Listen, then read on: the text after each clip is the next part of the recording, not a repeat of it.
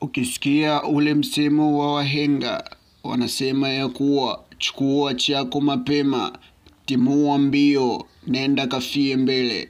Hili ndilo linaloendelea katika uongozi wa TFF pamoja na bodi ya ligi. Wameshajua ya kuwa muda wao madarakani umekaribia kwisha. Muda wao ni mchache sana, na wakiangalia muda hauwaruhusu, na kila wakiangalia yale wanaoendelea kuyafanya na walioyafanya, wanaona wazi ni kwamba hawawezi kutoboa katika uchaguzi unaokuja. Wanaona ni bora wachukue chao mapema. Timu zimekuwa zikinyongwa na kunyanyaswa wazi wazi. Faini zimekuwa ni nyingi kupita maelezo. Timu ikikosea kidogo, faini ni kubwa. Timu ikizingua kidogo, faini ni kubwa pamoja na kufungiwa. TFF hii haina utani hata kidogo kwenye swala la vipengele vya faini. Wanachota pesa, wanazikomba pesa kadri wawezavyo. Kuelekea mwisho wa uongozi wao, pamekuwa na matokeo mengi ya kusikitisha na ya ajabu. Mambo yasiyoeleweka, mambo ya kishenzi na ya kihuni hayafai kabisa katika mpira na soka la afya la Afrika. Hii inakuja mara baada ya kuelekea mwisho wa uongozi wao. Imeonekana wazi wazi wakiamua kutaka kumpanga bingwa wa nchi. Wameamua wazi wazi kutaka kuipendelea timu bila kificho. Marefa wamekuwa wakiwa na makosa ya kibinadamu katika timu moja tu. Timu zingine zote wanachezesha kwa haki kabisa. Marefa wamekuwa wanakula rushwa wazi wazi bila kificho. Lakini hujawahi kusikia hata siku moja kauli ya TFF ikitoka kuhusiana na marefa. Wao wamekuwa wakiendelea kuwatetea kadri ya siku zinavyozidi kuzidi.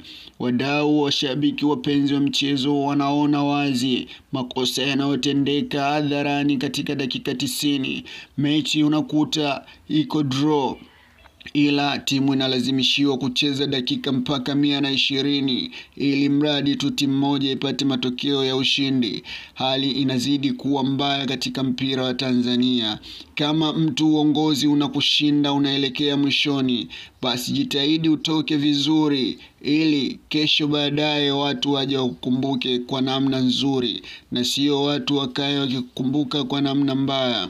Alimkuta Jamal Malinzi kabla ya kumaliza muda wake, alijikuta kishia Segerea mpaka hivi leo. Hii inaonesha wazi kile kilichomtokea Jamal Malinzi kinakwenda kumtokea Mheshimiwa Wallace Karia hivi punde tu asipokuwa makini. Karia ameonekana ni mtu wa kupanga maamuzi binafsi bila ya kujali kitaathiri vipi tasnia ya mchezo barani Afrika na Tanzania kwa ujumla. Karia anawapangia bodi ya ligi mechi ipi ichezeshwe vizuri, mechi ipi ichezeshwe vibaya, mechi ipi matokeo yawe vipi. Kama dabi ya tarehe 8, kamati na bodi ya ligi ilishapanga mchezo utakuwepo mpaka kuelekea majira ya saa 5 asubuhi. Bodi ya ligi ilitoa tamko kuwa mchezo uko pale pale, isipokuwa baada ya Karia kupiga simu tu kwenye bodi ya ligi, maamuzi yalibadilika haraka sana na kuamua kwamba mchezo hautokuwepo. Timu moja imesusa na kusema haitocheza, na Karia alisapoti na kutoa tamko kwa bodi ya ligi iliyopelekea kuahirisha mchezo huo bila sababu za msingi. Hili linakuja mara baada ya rais kuamua yeye ndo mwenye mpira wake, atakalo na liwe na limeshakuwa. Sasa ni jukumu lake kufa au kupona, kuamua kunusuru hili anguko linalokuja mbele la mpira wa Tanzania.